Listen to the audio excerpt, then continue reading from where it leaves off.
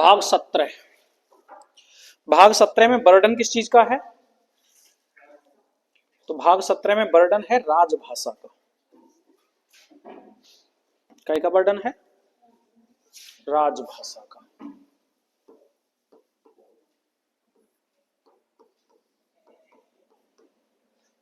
ठीक है। भाग 17 को अनुच्छेद जो दिए गए हैं वो अनुच्छेद 343 से शुरू होते हैं और 351 तक जाते हैं। 343, 44, 45, 46, 47, 48, 49, 50 और 51। टोटल कितने अनुच्छेदों में बर्डन है? 9। टोटल कितने अनुच्छेदों में बर्डन है? 9 अनुच्छेदों में बर्डन है। जो विषय है राजभाषा, इस राजभाषा विषय को अलग से अनुसूची में भी रखा गया है। और कौन सी अनुसूची में रखा गया है? तो 8वीं अनुसूची में रखा गया है, जिसमें कितनी भाषाएं बताई गई हैं हमारी वर्तमान में? 22। कितनी राजभाषाएं बताई गई वर्तमान में? 22। ठीक है।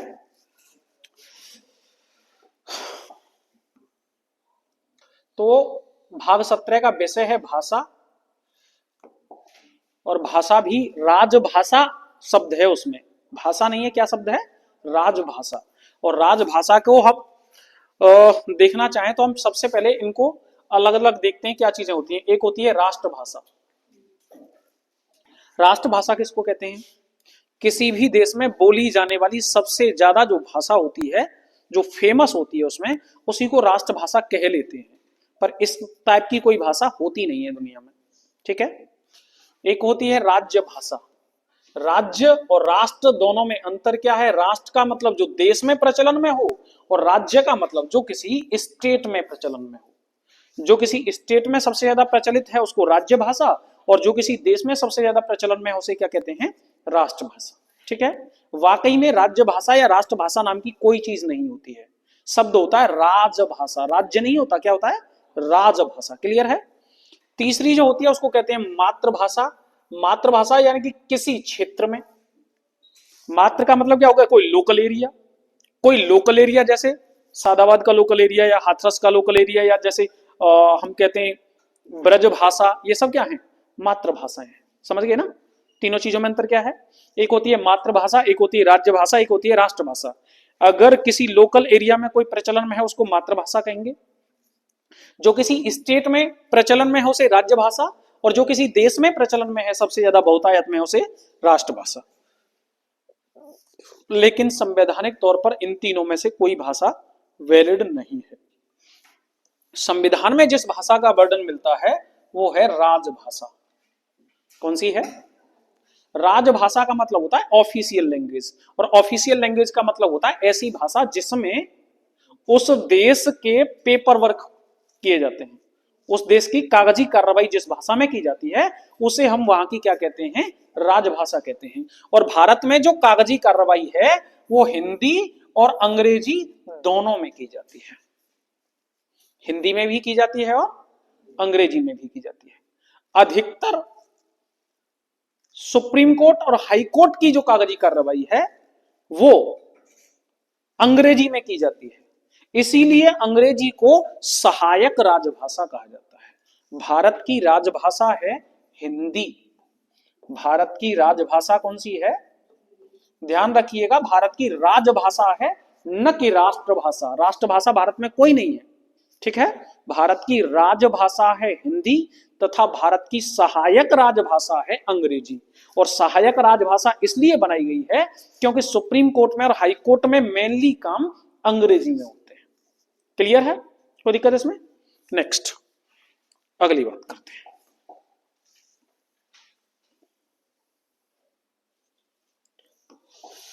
अब हिंदी के ऊपर बात कर लें। हिंदी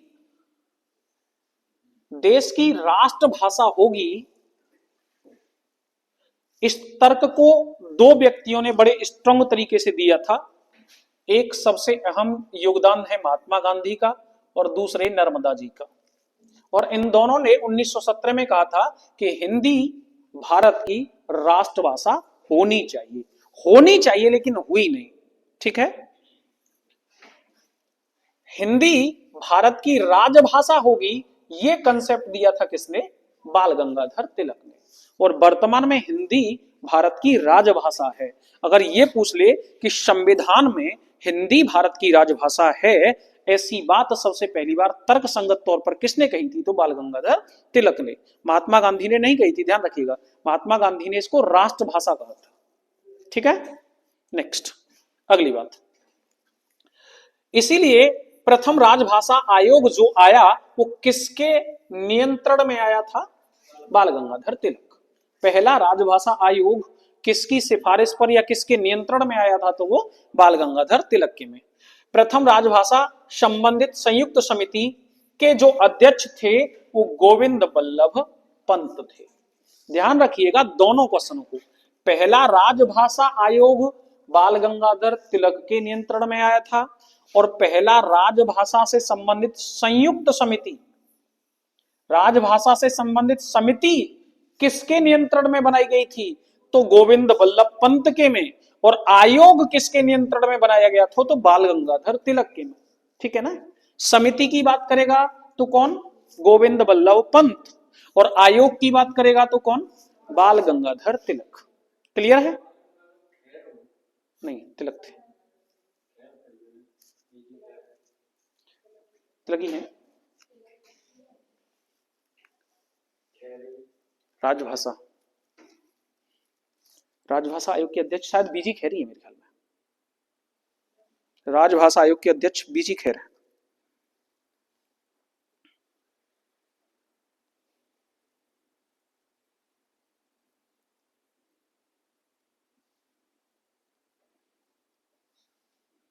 हाँ, बीजी खैरी है, बीजी खैरी है। और ये राजभाषा भी बीजी खैर ने ही कहा था, इसको तिलक ने नहीं कहा था। कोई दिक्कत नहीं, सही कर दो, हो जाती है मिस्टेक थोड़ी बहुत, सही कर लेना इसको। ये बीजी खैर है, ठीक है, बीजी खैर। नेक्स्ट अगली बात। तो पहला राजभाषा आयोग किसके नियंत्रण में आया था? तो बीजी खैर के। ठीक है, नेक्स्ट राजभाषा संघ की राजभाषा का वर्णन है अनुच्छेद 343 में।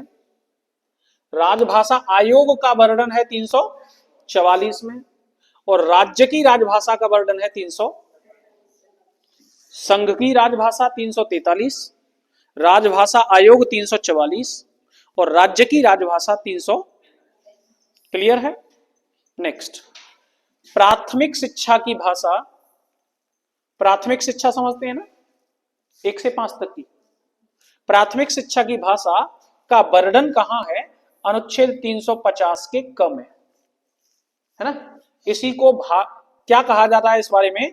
350 के क में क्या कहा जा रहा है कि भारत में जो भी प्राथमिक शिक्षा दी जाए वो भारत की किसी भाषा में दी जानी चाहिए। किसमें दी जानी चाहिए? भारत की किसी भाषा में, यानी कि लोकल लैंग्वेज की बात करता है। ठीक है, नेक्स्ट 350 का ख भाषाई अल्पसंख्यकों को बढ़ावा देने की बात करता है। भाषा के आधार पर जिन लोगों की संख्या कम है उनको बढ़ावा देने की बात करता है 350 का ख, है ना। और लोकल लेवल पर प्राथमिक शिक्षा प्रदान की जानी चाहिए, इस बारे में बात करता है 350 क। क्लियर है? नेक्स्ट अगली बात।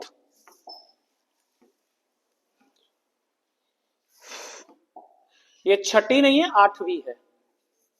8वीं अनुसूची में टोटल जो भाषाएं बताई गई हैं वो कितनी है? 22। 14 भाषाएं पहले से थी। पहले से कितनी थी? 14। कौन कौन सी थी 14? 1 2 3 4 5 6 7 8 9 10 11 12 13 14। पहले से 14 भाषाएं थी।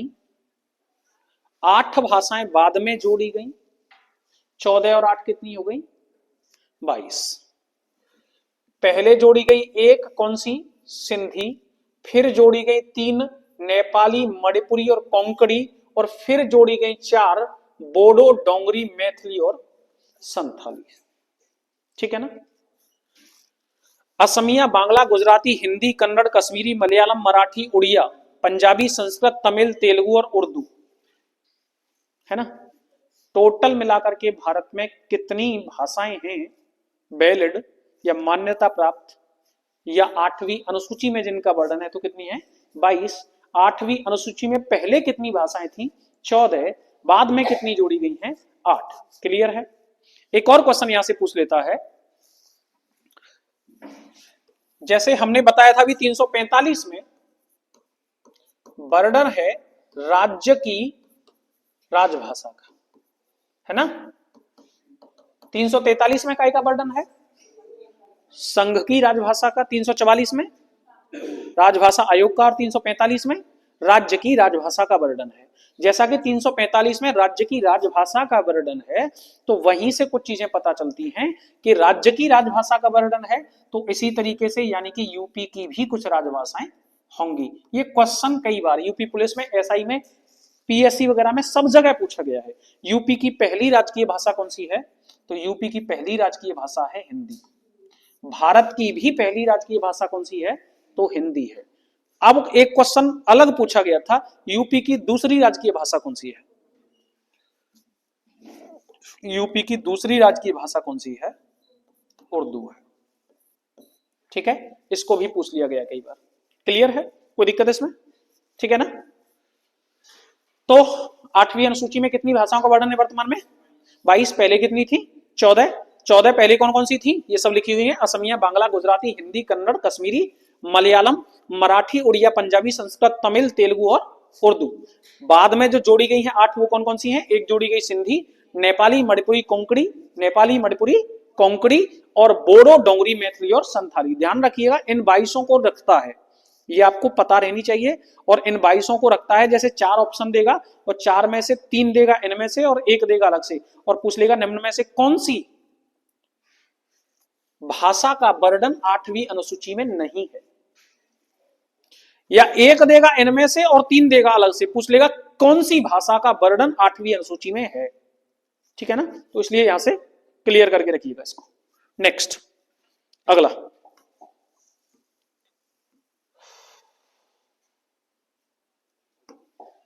अनुच्छेद 351 कहता है कि भारत के संघ का यह कर्तव्य होगा कि वह हिंदी भाषा का प्रचार एवं उत्थान करे।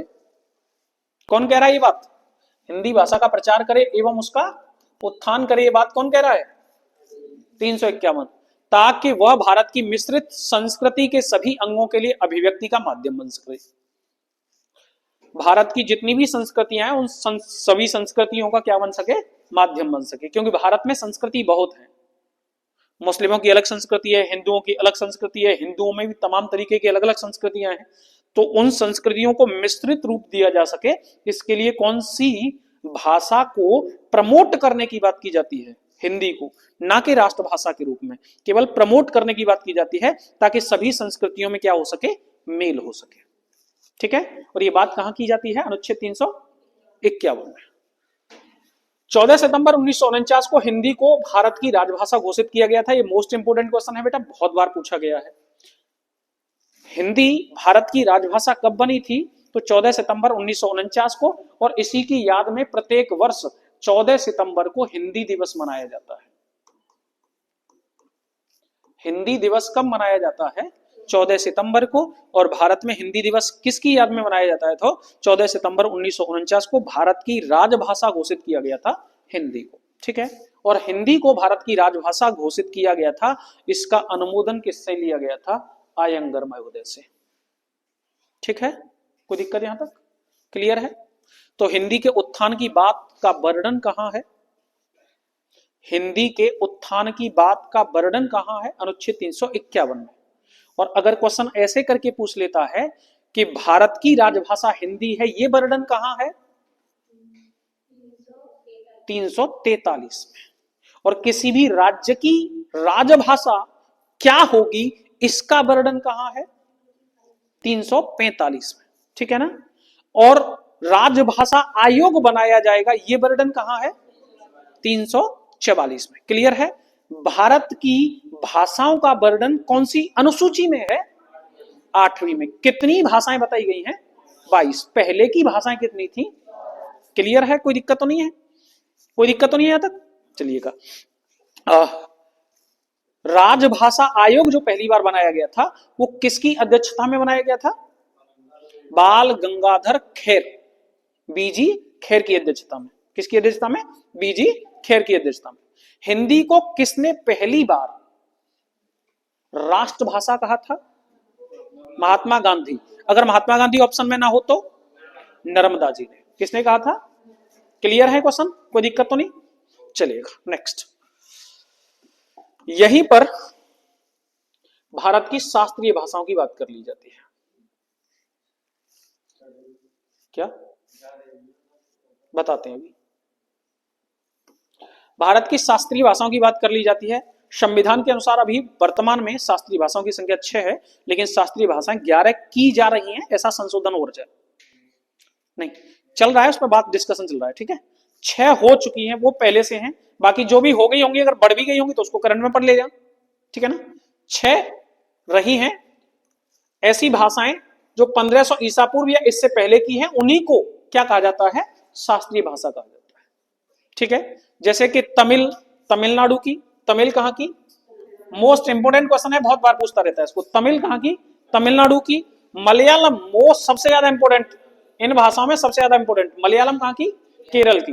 कन्नड़ कर्नाटक की। तेलुगु तेलंगाना की। उड़िया उड़ीसा की। और संस्कृत, संस्कृत वर्तमान में किसी विशेष एरिया की नहीं बची है। उत्तराखंड की बनी मतलब बची नहीं है विशेष करके, लेकिन राजभाषा के तौर पर उत्तराखंड में देखा जाता है। उत्तराखंड में कुछ गुरुकुल चलते हैं ऊपर पहाड़ी इलाके में, वहां। ठीक है, चलिएगा नेक्स्ट। ठीक, वर्तमान में 11 कर दीजिएगा। आगे भाग 18। भाग 18 का वर्णन 352 से 360, ये पूरा आपातकाल में आपको राष्ट्रपति में पढ़ा चुका हूं। राष्ट्रपति वाली वीडियो देख लेना, पूरा कंप्लीट आपातकाल हम वहां पढ़ा चुके हैं। ठीक है, नेक्स्ट। वैसे 352 में क्या है? 356 में, 52 में राष्ट्रीय आपात, 356 में राष्ट्रपति शासन या राज्य आपात, और 360 में वित्तीय आपात। नेक्स्ट, भाग 19 361 से 367 तक है। ये विविध या प्रकीर्णन या मिसलेनियस के बारे में बात करता है। जो भी चीजें छूट गई हैं उनके लिए यहां बात होती है। बाकी यहां से अभी तक इस पर बहुत ज्यादा व्याख्या इसकी सुप्रीम कोर्ट ने भी नहीं की है, तो इस पर इसलिए यहां से कोई क्वेश्चन रखा नहीं जाता अभी। नेक्स्ट, भाग 20। भाग 20 में अनुच्छेद है 368, मोस्ट इंपोर्टेंट, संविधान संशोधन। क्या? संविधान संशोधन। पहला क्वेश्चन आता है, भारत में जो संविधान संशोधन की प्रक्रिया है उसको कहां से लिया गया है? दक्षिण अफ्रीका से। भारत में संविधान संशोधन की प्रक्रिया को कहां से लिया गया है? दक्षिण अफ्रीका से। संविधान संशोधन की प्रक्रिया का वर्णन कौन से अनुच्छेद में है? 368 में। संविधान संशोधन की प्रक्रिया का वर्णन कौन से भाग में है? भाग 20 में। भारत में संविधान संशोधन की प्रक्रिया कैसी है? तो बहुआयामी। कैसी है? बहुआयामी से मतलब समझते हैं, बहु मीन्स कई, कई भागों में बटी हुई है, कई प्रकार की है, कई तथ्यों को देख रही होती है, बहुआयामी है ना। ये बहुआयामी है, इसके बारे में इंफॉर्मेशन हमने आपको प्रस्तावना वाले टॉपिक में दी थी, पूरी प्रस्तावना पढ़ाया था। कैसे बहुआयामी है, क्या क्या काम है इसके, कौन सा साधारण बहुमत से होता है, कौन सा विशेष बहुमत से होता है, वो सब काम बताए हमने वहां पर कंप्लीट करके पूरा, है ना। चलिएगा, संविधान संशोधन की सामान्य बातें, यहां से क्वेश्चन हमेशा रहता है, इनको देख लीजिएगा। सबसे पहली बात तो यह है कि भारत में संविधान संशोधन जब कभी भी करना होता है तो संविधान संशोधन की प्रक्रिया विधेयक बना करके की जाती है, कागजी कार्रवाई पर की जाती है, यानी कि विधेयक बना करके की जाती है, मौखिक नहीं होती। पहली बात कैसे की जाती है? और ये विधेयक बनाने का प्रोसेस जो है वो कहां शुरू होता है? संसद में शुरू होता है, किसी भी विधानमंडल में शुरू नहीं होता। संविधान में संशोधन करना है तो उसकी प्रक्रिया की शुरुआत केवल कहां होती है? संसद में होती है, किसी भी राज्य के विधानमंडल में नहीं होती है। क्लियर है? दो बातें क्लियर हैं। तीसरी बात, एक और बात है कि संविधान संशोधन करना है तो उसके लिए विधेयक लाना होगा। संविधान संशोधन का प्रकरण क्या है, तो वो कैसे करके होता है कि पहले विधेयक लाया जाता है। ये विधेयक संसद का कोई भी सदन, कोई भी सदन से मतलब क्या है, लोकसभा या राज्यसभा दोनों में से कोई भी ला सकता है। उसके बाद जब दोनों सदन इसको पारित कर देते हैं, कई बार विधेयक को संयुक्त पारित भी कराया जाता है, पर संविधान संशोधन में संयुक्त पारित नहीं कराया जाता, अलग अलग ही कराना होता है, ठीक है ना। जब इसको अलग अलग पास करा लिया जाता है, उसके बाद में वो विधेयक किसके पास जाता है, राष्ट्रपति के पास। राष्ट्रपति जिस दिन उस विधेयक पर हस्ताक्षर कर देता है, उसी दिन से वो विधेयक क्या बन जाता है, कानून। ये पूरा बर्डन हम बैक में कंप्लीट कर चुके हैं, पूरा का पूरा, पूरे ब्रॉड कंसेप्ट के साथ, ठीक है। मैं तो यहां केवल ऑब्जेक्टिव चीजें रख रहा हूं। भाग 5 के बाद पॉलिटी में बहुत ज्यादा पढ़ने को नहीं बचता है, बस ऑब्जेक्टिव चीजें रह जाती हैं ताकि पॉलिटी को जोड़ा जा सके। चलिएगा, तो सबसे पहली बात, भारत में इसकी शुरुआत विधेयक बना करके की जाती है। ऐसा विधेयक संसद के किसी भी सदन में पहले रखा जा सकता है, यानी कि लोकसभा या राज्यसभा। संविधान संशोधन के विधेयक पर राष्ट्रपति की पूर्व अनुमति की आवश्यकता नहीं होती है, जैसा कि धन विधेयक में होता है। धन विधेयक के लिए क्या करना होता है, पहले से ही राष्ट्रपति से अनुमति लेनी पड़ती है। अगली बात, दोनों सदनों में पारित विधेयक राष्ट्रपति के पास जाता है। राष्ट्रपति अनुमति देने के लिए बाध्य है, अर्थात पुनर्विचार के लिए वापस नहीं भेज सकता है, किंतु समय सीमा का उल्लेख नहीं है। सारी बातें हो चुकी हैं, कोई दिक्कत तो नहीं है। अगली बात, संयुक्त बैठक का प्रावधान नहीं है। जैसा कि सामान्यतः क्या हो जाता है, अगर कोई विधेयक बनाया गया है और जैसे कोई कानून बनाना है, वो बनाया गया है और कानून बनाने के लिए मान के चलिए लोकसभा पारित कर देती है, राज्यसभा नहीं करती, या राज्यसभा पारित कर देती है, लोकसभा नहीं करती, तो दोनों को संयुक्त अधिवेशन बुला सकता है। संयुक्त अधिवेशन बुलाने का अधिकार किसका होता है, राष्ट्रपति का। राष्ट्रपति दोनों का संयुक्त अधिवेशन बुला सकता है। ये संयुक्त अधिवेशन की बैठक कहां होती है, सेंट्रल हॉल में होती है। संयुक्त अधिवेशन की अध्यक्षता कौन करता है, स्पीकर, लोकसभा अध्यक्ष करता है ना। ये सारी बातें हो चुकी हैं हमारी। लेकिन जब कभी भी संविधान संशोधन करना होगा तो ऐसी स्थिति में संयुक्त अधिवेशन नहीं बुलाया जा सकता। क्लियर है यहां तक की बात है। नेक्स्ट, आगे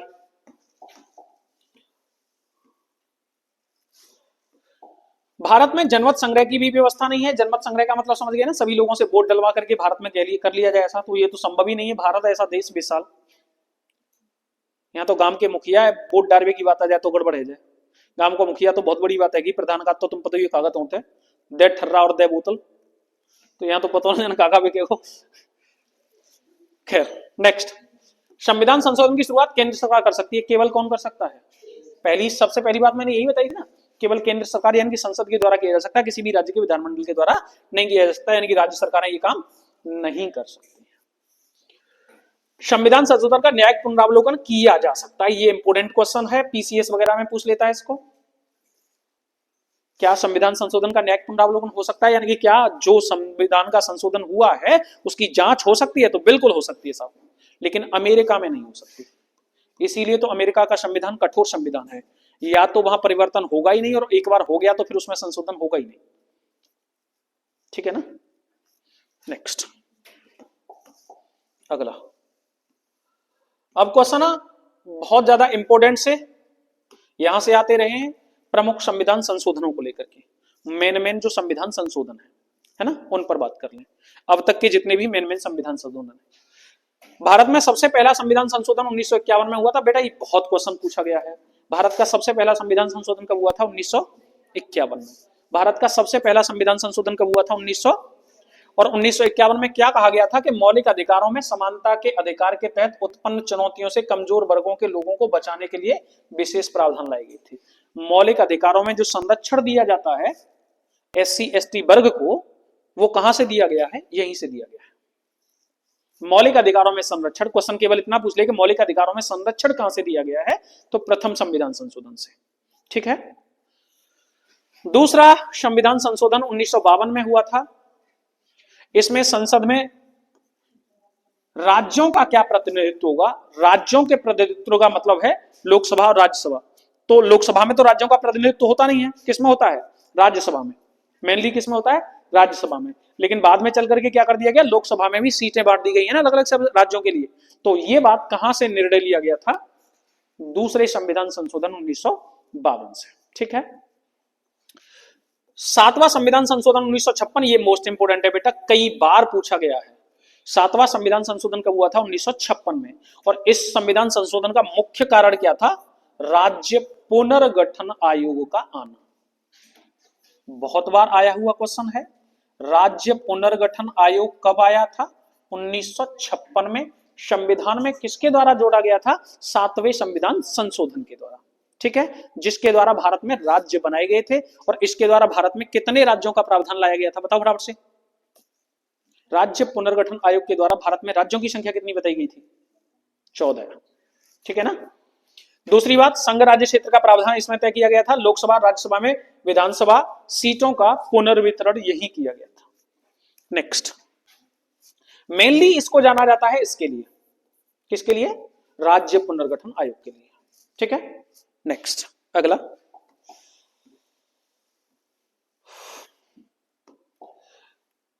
उन्नीस में 2 संविधान संशोधन हुए थे लगातार, एक 35वां संविधान संशोधन और एक 36वां संविधान संशोधन। 35वें संविधान संशोधन के द्वारा सिक्किम को सहराज्य का दर्जा दिया गया था और 36वें संविधान संशोधन 1975 के द्वारा सिक्किम को पूर्ण राज्य का दर्जा दे दिया गया था। सहराज्य का दर्जा 35वां संविधान संशोधन 1975 था और नहीं 75 ही था। 74 में रिकमेंडेशन आई थी, 75 में ही आया था। आए दोनों 75 में ही। ठीक है ना।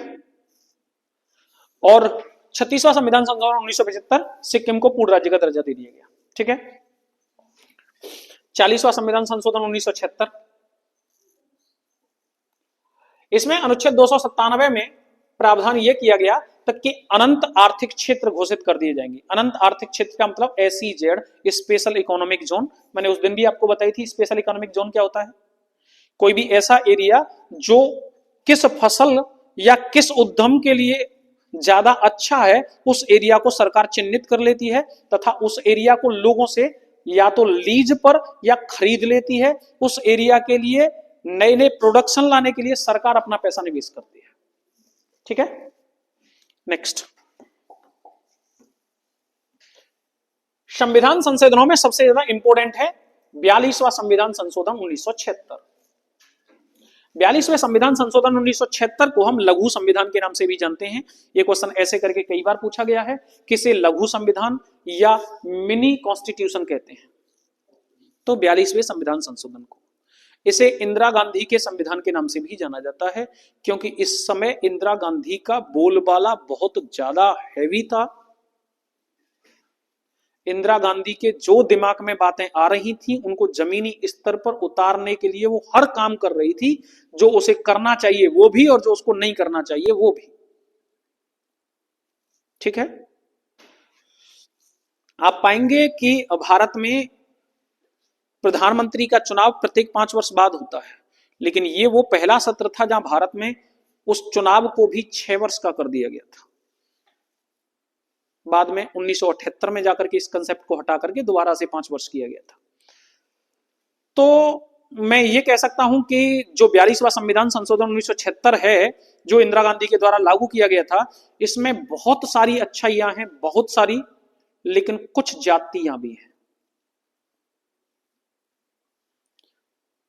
और जातियां अक्सर हो जाती हैं जब कोई व्यक्ति सत्ता के अहम चूर में होता है, तो कुछ जातियां हो ही जाती हैं, जैसा कि वर्तमान में देख भी रहे हो। तो 42वां संविधान संशोधन 1976, सबसे पहली बात तो यह है कि कौन सी समिति की सिफारिश पर जोड़ा गया था? तो सरदार स्वर्ण सिंह समिति की सिफारिश पर जोड़ा गया था। 42वें संविधान संशोधन के द्वारा भारत में जो सबसे पहला परिवर्तन किया गया वो था मूल कर्तव्यों का लाना। मूल कर्तव्य कहां से लाए गए थे? रूस से, यूएसएसआर से। और मूल कर्तव्य लाए गए थे रूस से यानी कि यूएसएसआर से, इसीलिए वहां क्वेश्चन पूछ लेता है मूल कर्तव्य कौन सी समिति की सिफारिश पर लाए गए थे, तो हम क्वेश्चन क्या बताते हैं? सरदार स्वर्ण सिंह समिति। वो डायरेक्टली मूल कर्तव्य नहीं लाए गए थे, बल्कि पूरा का पूरा 42वां संविधान संशोधन ही उसी के द्वारा लाया गया था। इसीलिए हम डायरेक्टली क्वेश्चन को कह देते हैं कि सरदार स्वर्ण सिंह समिति की सिफारिश पर इसको जोड़ा गया था। ठीक है। तो बस इतना समझिएगा कि 42वां संविधान संशोधन सरदार स्वर्ण सिंह समिति की सिफारिश पर जोड़ा गया था। सरदार स्वर्ण सिंह समिति की सिफारिश में बात करें तो सरदार स्वर्ण सिंह समिति में टोटल कितने सदस्य थे? 12। इस समिति की सिफारिश को कब लागू किया गया था? ध्यान रखिएगा, लाया गया था 76 में और लागू किया गया था 77 में। ठीक है, 42वां संविधान संशोधन लाया गया था 1976 में और लागू किया गया था 1977 में। क्लियर है? आगे की बात करते हैं। इसमें कई ऐसे संशोधन थे जिन्हें बाद में जनता पार्टी की सरकार द्वारा 44वें संविधान संशोधन 1978 में रद्द कर दिया गया। कौन सी पार्टी के द्वारा? जनता पार्टी। ये वही जनता पार्टी है जो आगे चल करके बीजेपी में विलय कर गई, और उस समय पर जब जनता पार्टी दल मजबूत है तब तक बीजेपी को कोई जानता नहीं है, और बीजेपी धीरे धीरे करके उस जनता पार्टी को ही निकल गई ऑटोमेटिक। ये मतलब पहली बार ऐसा देखने को मिला कि छोटी गाय बड़ी गाय को खा गई। ये आप, मैं शायद उदाहरण गलत दे गया हूं, ऐसे समझ लो कि छोटी मछली बड़ी मछली को खा गई।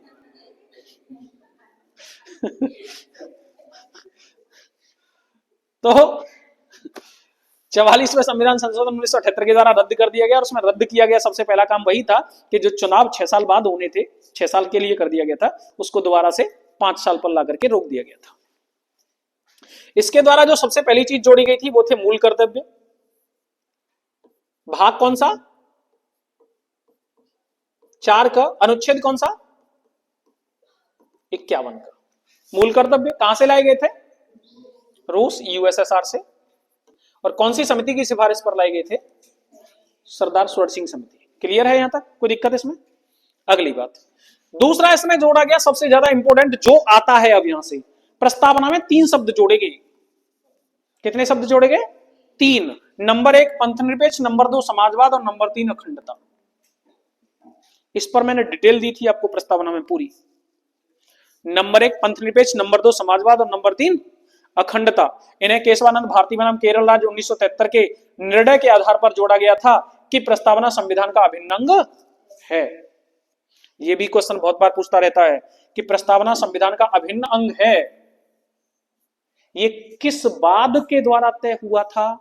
तो केशवानंद भारती बनाम केरल राज्य। केशवानंद भारती बनाम, और कब? 1900। ठीक है। तथा इसमें संशोधन किया जा सकता है, यानी कि प्रस्तावना संविधान का अभिन्न अंग है और उसमें संशोधन किया जा सकता है, लेकिन उसके मूलभूत ढांचे को नहीं तोड़ा जा सकता। जो वो संविधान का क्या देना चाह रहा है, संदेश देना चाह रहा है, उस संदेश को नहीं तोड़ा जा सकता। और अगर ये बात कैसी करके जुड़ गई होती ना, तो मुझे लग रहा हो अब तक तो 10-15 बार संविधान बदल गो तो भारत को। चलो हटाओ, निकर और है सके भारत में अब तक निरंकुश शासन चालू है वो तो तुम्हें बताएं। अच्छा वोट दोगे? रुको, वोट दे भांगो तुम पे। चलिएगा नेक्स्ट।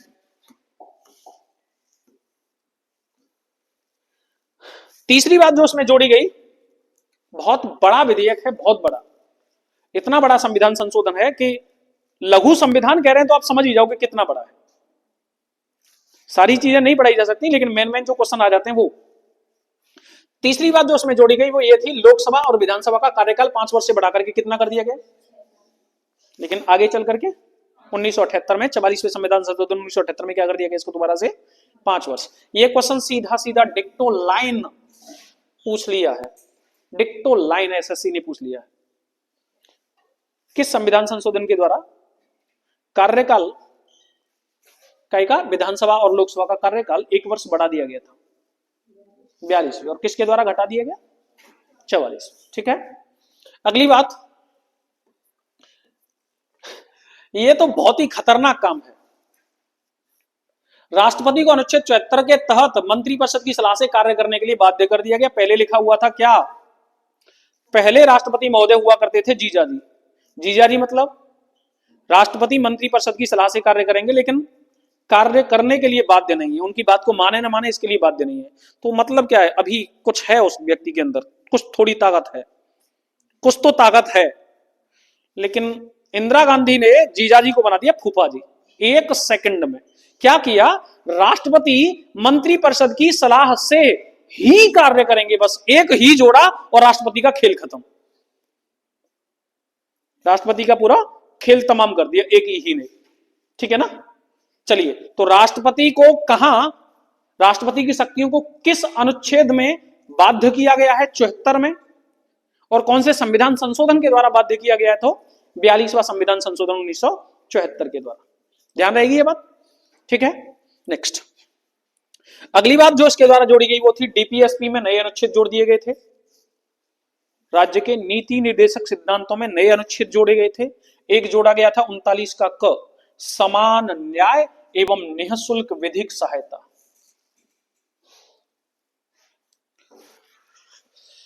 जरूरी था कि नहीं?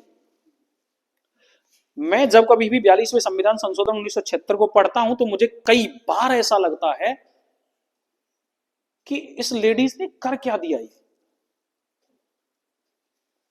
मतलब उसको मूर्ति रूप पहना दिया जो काम पूरी संविधान सभा बड़े लंबे समय के बाद कर पाई थी।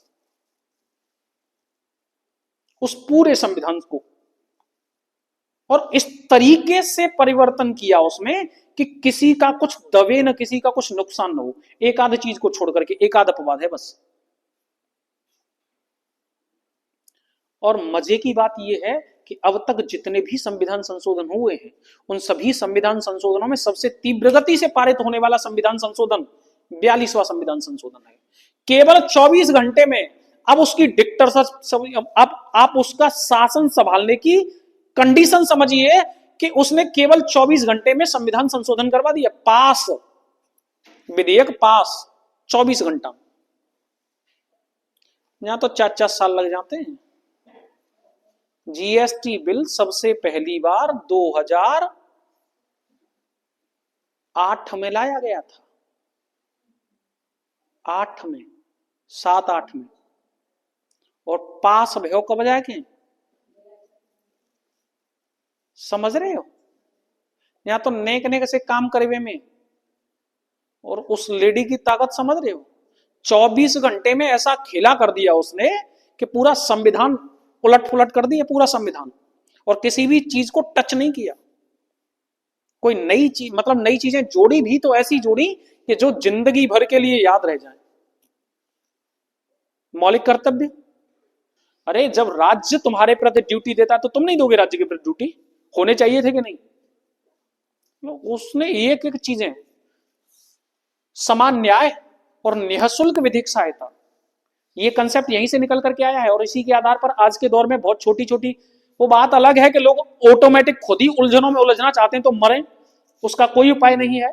लेकिन वास्तव में उसने ऐसी पॉलिसी खोल दी कि साल में 2 या 3 बार कम से कम प्रत्येक डिस्ट्रिक्ट कोर्ट पर सुनवाई की जाती है, निःशुल्क सुनवाई होती है।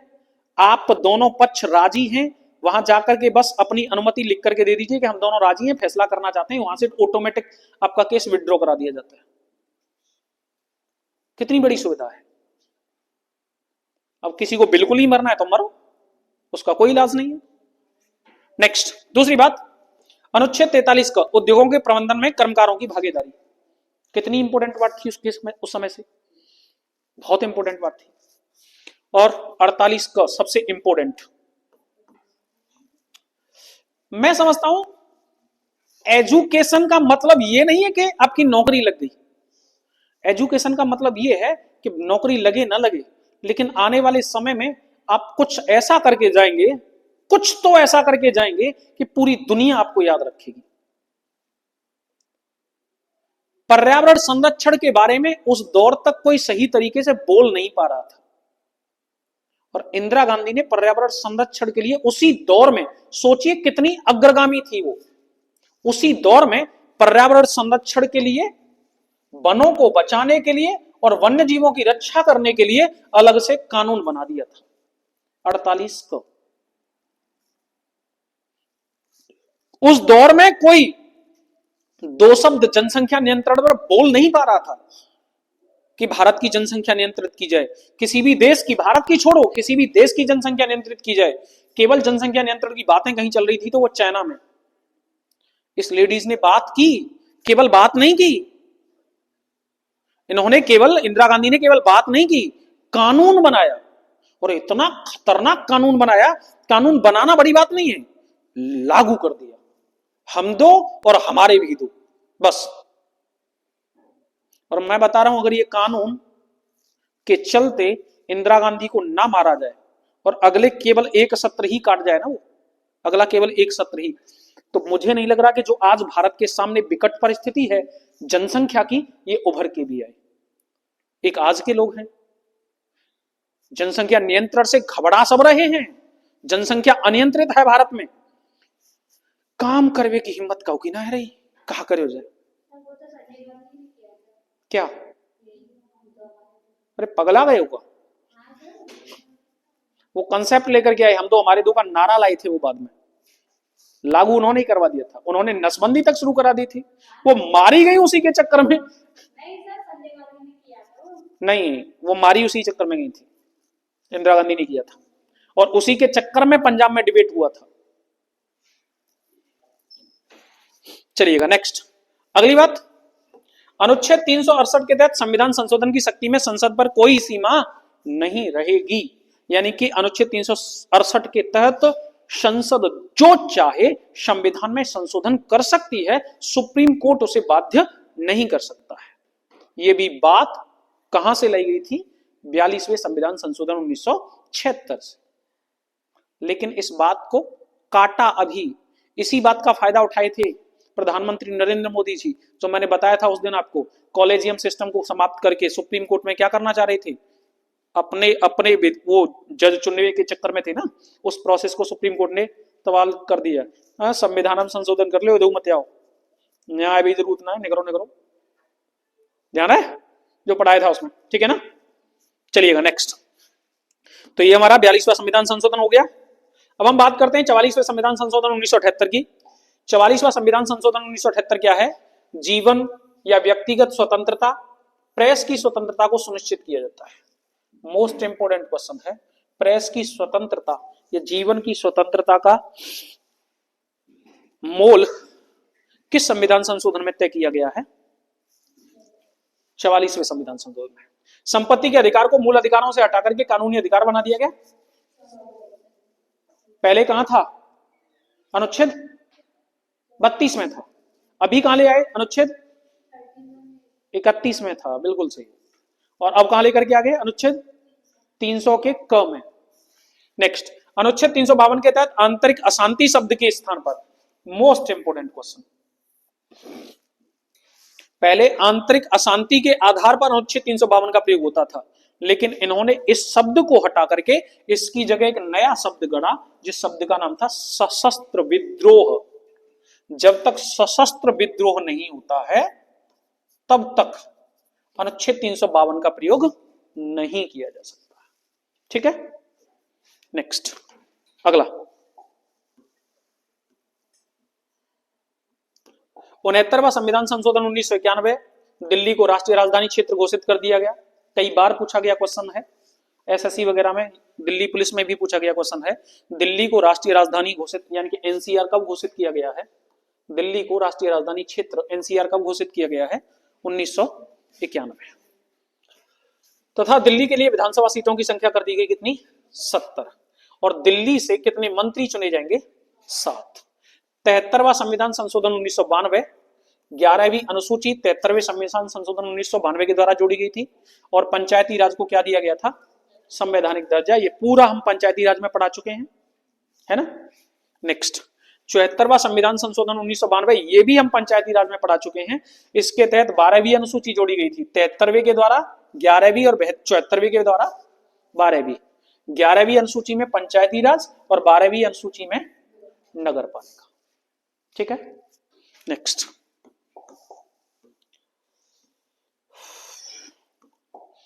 सौवां संविधान संशोधन 2015 में हुआ। इसमें भारत और बांग्लादेश के बीच जो भूमि विवादित थी, भारत की कुछ भूमि बांग्लादेश में थी, बांग्लादेश की कुछ भूमि भारत में थी, दोनों की भूमियों को एक दूसरे को क्या कर दिया गया? सुपुर्द कर दिया गया। भारत की जो भूमि बांग्लादेश में थी उसको बांग्लादेश को सौंप दिया गया, बांग्लादेश की जो भूमि भारत में थी इसको भारत को सौंप दिया गया। यानी कि भूमि हस्तांतरण का जो मुद्दा था वो सॉल्व किया गया, कौन से के द्वारा? 100वें संविधान संशोधन 2015 के द्वारा। 101वां मोस्ट इंपोर्टेंट क्वेश्चन है, 2016 में हुआ था, जीएसटी बिल पास किया गया। जीएसटी बिल से संबंधित कौन सा है? 101वां संविधान संशोधन। 102वां संविधान संशोधन, पिछड़ा वर्ग आयोग को संवैधानिक दर्जा, है ना। 103 2019 सबको पता होगा, ईडब्ल्यूएस और 10% आरक्षण की बात की गई। 104 2019 में एंग्लो इंडियन का लोकसभा और राज्य विधानसभाओं में आरक्षण क्या कर दिया गया, समाप्त। कल भी पढ़ाए थे, एससी और एसटी समाप्त, सॉरी एंग्लो इंडियन समाप्त। कौन से अनुच्छेद बताए थे? 330, 31, 32, 33, कौन से?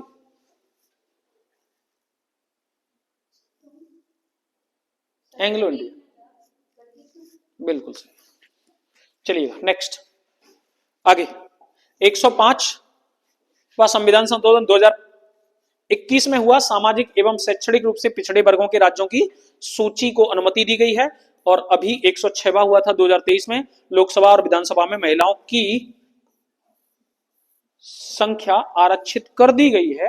और इसमें कहा गया है कि लोकसभा में और विधानसभा में कम से कम महिलाओं की संख्या 1/3 होनी चाहिए। कितनी होनी चाहिए? पंचायती राज में भी कितनी होनी चाहिए? 1/3। कौन कौन से ऐसे राज्य हैं जो अपने यहां 1/2 यानी कि 50% कर चुके हैं?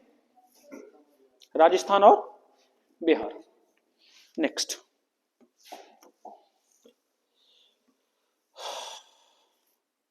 कुछ इंपोर्टेंट अधिनियम हैं जिनसे क्वेश्चन आ जाता है। हिंदू उत्तराधिकार अधिनियम कब पारित हुआ था?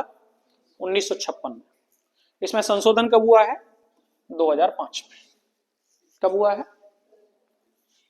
विशेष विवाह अधिनियम 1954। ये क्वेश्चन तो कई बार पूछ लिया है, रेलवे भी कई बार पूछ चुकी है इसको।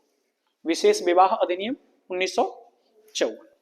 दहेज प्रतिबंध अधिनियम 1961। राष्ट्र गौरव अपमान निवारण अधिनियम या राष्ट्रध्वज और राष्ट्रगान के अनादर पर आपको क्या कर दिया जाएगा? प्रतिषिद्धि का जो अधिकार है वो निलंबित कर दिया जाएगा। 1971 में लाया गया था। और आप लोगों को ध्यान हो तो एक समय पर इस देश के लिए सबसे ज्यादा गौरवान्वित महसूस कराने वाली लेडीज खेल रही थी। क्या नाम है उनका? है सानिया मिर्जा।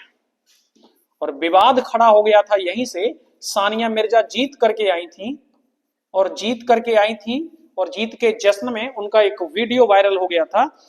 टीवी चल रहा था, राष्ट्रगान बोला जा रहा था, राष्ट्रीय झंडा फहराया जा रहा था और सानिया मिर्जा अपने पैर पर पैर रख करके उसके सामने ऐसे बैठी हुई थी।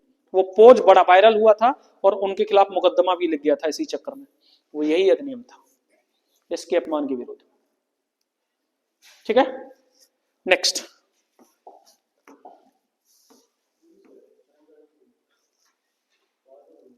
नहीं, 1971 का तो अधिनियम है, वो हुआ तो बाद की, वो तो गणना है यहाँ की 7-8 के लगभग की।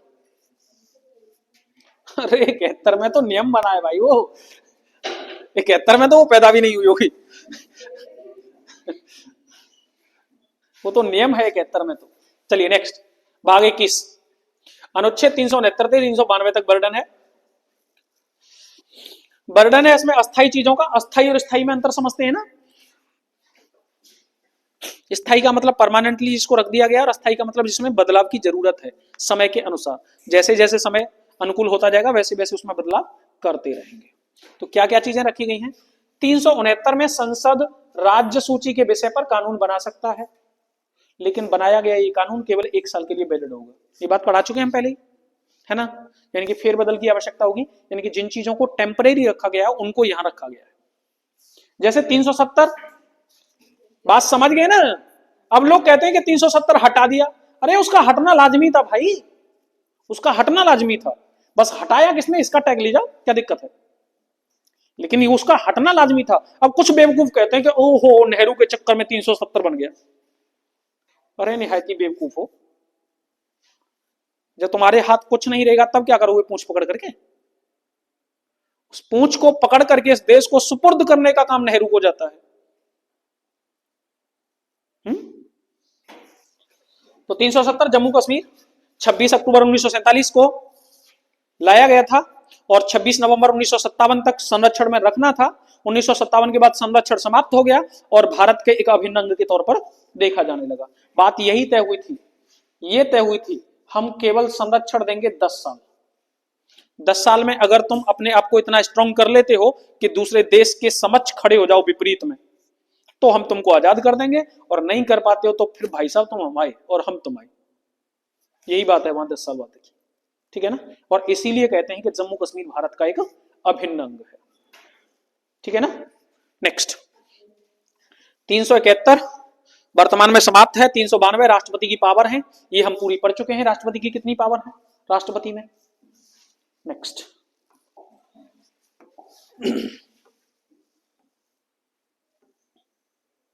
भाग 22 लास्ट 393 94 95 संक्षिप्त नाम, प्रारंभ, हिंदी में पाठ एवं उसका निरसन, इन सभी चीजों का वर्णन यहां मिलता है।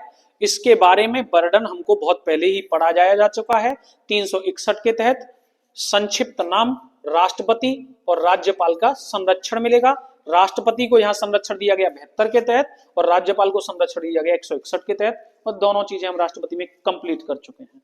किस तरीके से राष्ट्रपति किसी भी क्षेत्र का नाम चिन्हित करा सकता है, परिवर्तन कर सकता है, छोटा कर सकता है, बड़ा कर सकता है ना।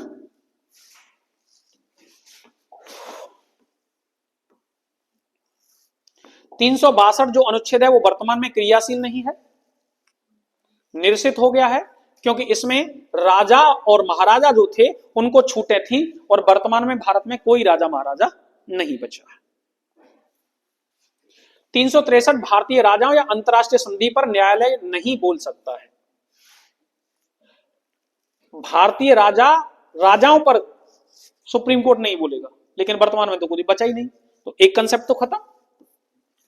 अंतरराष्ट्रीय संधि पर न्यायालय नहीं बोलेगा, बिल्कुल सही बात है, लेकिन अगर अंतरराष्ट्रीय संधि से संबंधित कोई भी विवाद आएगा तो उस विवाद को निपटाएगा कौन फिर, जब सुप्रीम कोर्ट यानी कि न्यायालय नहीं बोलेगा तो कौन निपटाएगा, संसद। क्लियर है। क्वेश्चन ऐसे करके पूछा गया है यूपीएससी में बड़ा अड़चन के साथ। क्वेश्चन ऐसे था कि अगर अनुच्छेद 363 के तहत कोई विवाद है तो उसकी सुनवाई कौन करेगा, संसद। कौन सुनवाई करेगा, समझ गए ना, क्लियर है। नेक्स्ट अगला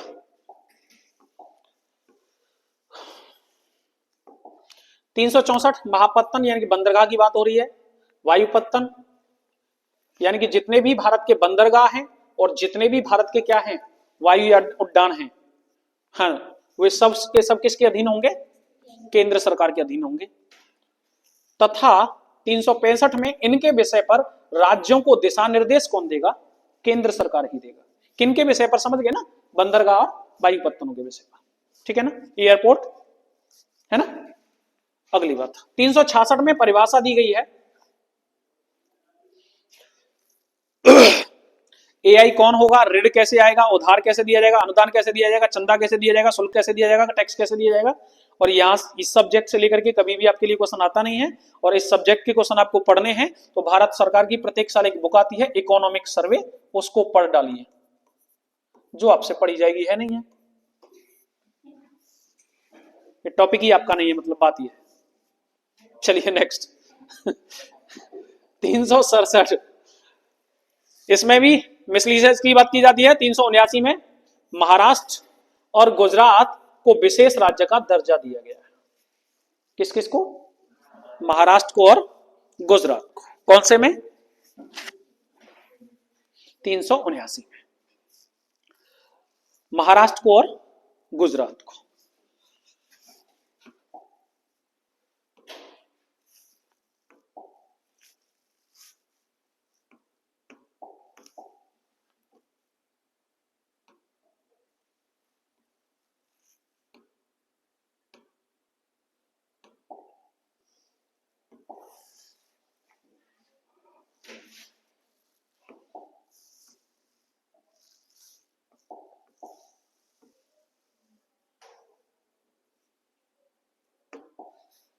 अनुच्छेद 379 में महाराष्ट्र को और गुजरात को विशेष राज्य का दर्जा दिया गया है। इसके साथ ही अनुच्छेद 379 के तहत कुछ और राज्य हैं जिनको अलग अलग विशेष राज्य का दर्जा मिला हुआ है। कौन कौन से राज्य हैं वो देखिएगा। 379 के 1 के तहत नागालैंड को, 379 के 2 के तहत असम को, 379 के 3 के तहत मणिपुर को, 379 के 4 के तहत आंध्र प्रदेश को, 5 के तहत आंध्र प्रदेश को।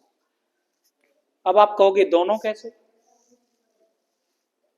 तो 4 में आंध्र प्रदेश है और 5 में जो आंध्र प्रदेश है ना, सॉरी ये गलत लिख रहा है, नहीं नहीं नहीं नहीं नहीं, अरुणाचल प्रदेश है।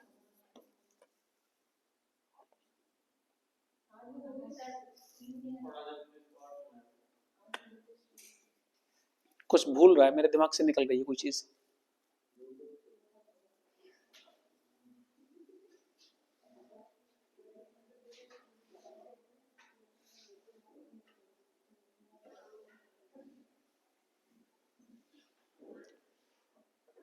हाँ आगे दम।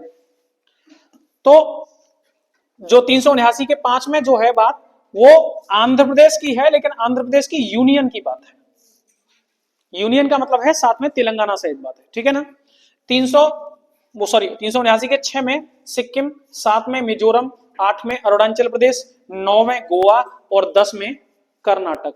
याद करने की एक ट्रिक है, नाम आपका सिमी, आलू, गोभी, कटहल। भाई साहब ये कह रहा है नाम, नाम मतलब नागालैंड, असम, मणिपुर। आपका यहां साइलेंट है, ए मतलब आंध्र प्रदेश है और ए पी मतलब भी आंध्र प्रदेश है, लेकिन ये संयुक्त आंध्र प्रदेश की बात कर रहा है, यानी कि तेलंगाना साइड की, ठीक है ना। सिमी मतलब सिक्किम और मिजोरम, आलू अरुणाचल प्रदेश, गोभी गोवा और कटहल कर्नाटक, ठीक है। इतने राज्यों के बारे में विशेष राज्य के दर्जे की बात की जा रही है। अब तुम कहोगे 370 गलत है कि सही था, मुझे बताओ। और अगर 370 गलत था तो फिर हटाओ 379। और सबसे ज्यादा विरोध करने वाले वही लोग हैं। 370 का सबसे ज्यादा विरोध भी यही लोग कर रहे थे, महाराष्ट्र और गुजरात। और तुम्हें लग रहा है कि इनको विशेष राज्य के दर्जे की जरूरत है? इस देश की इकोनॉमी का 70% हिस्सा लेकर के ये लोग बैठे हैं, इनको जरूरत है विशेष राज्य के दर्जे की? और सबसे ऊपर यही बैठे, और सबसे ज्यादा विरोध भी उस चीज का यही कर रहे थे। राजनीतिक खेल है कुछ।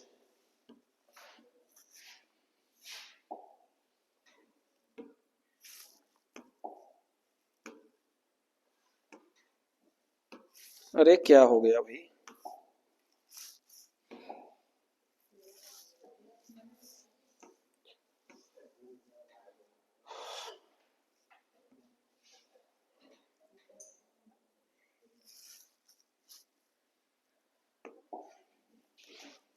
तो 393 कहता है कि जो अब तक पढ़े हैं उसका नाम भारत का संविधान होगा।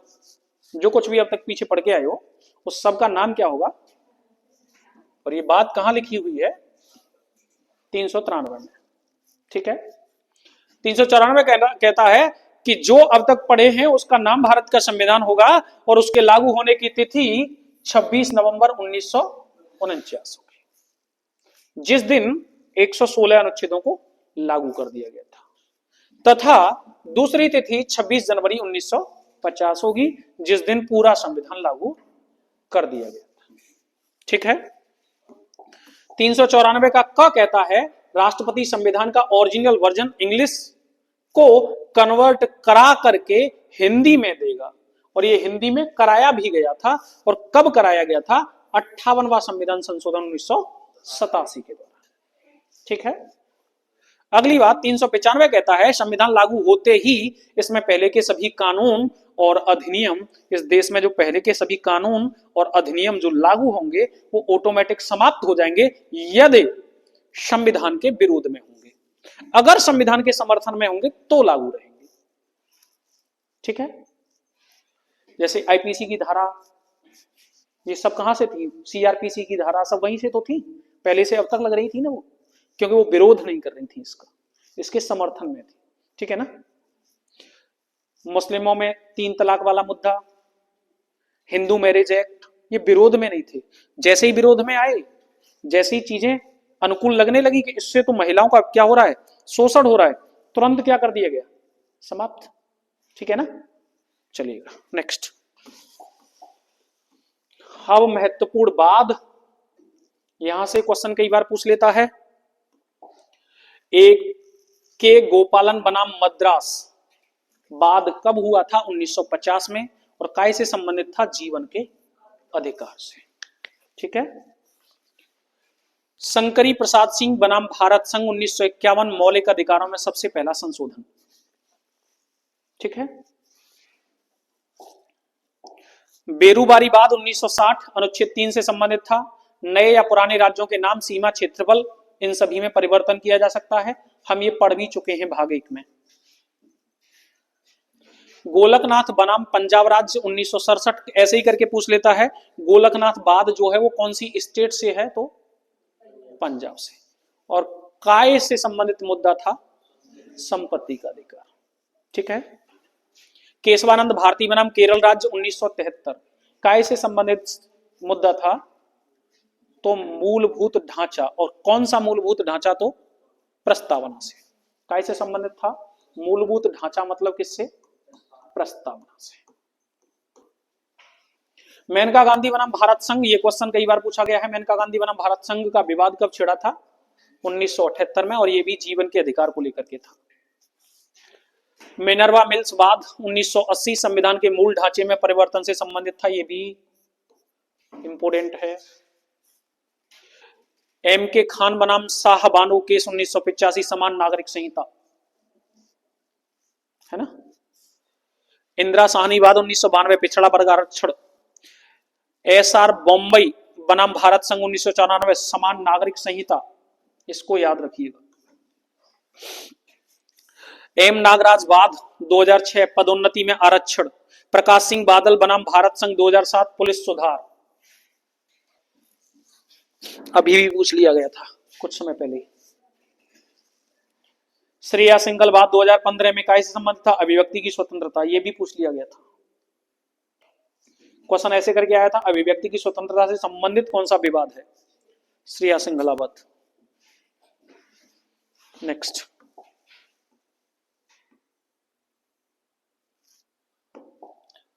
सायरा बानो बाद 2015 में लैंगिक समानता, धर्म की स्वतंत्रता और 3 तलाक। मूलतः सबसे ज्यादा कोरिलेशन करके क्वेश्चन पूछा जाता है इसका यहां से। 3 तलाक से विवाद किसका संबंधित था? सायरा बानो एक्ट्रेस।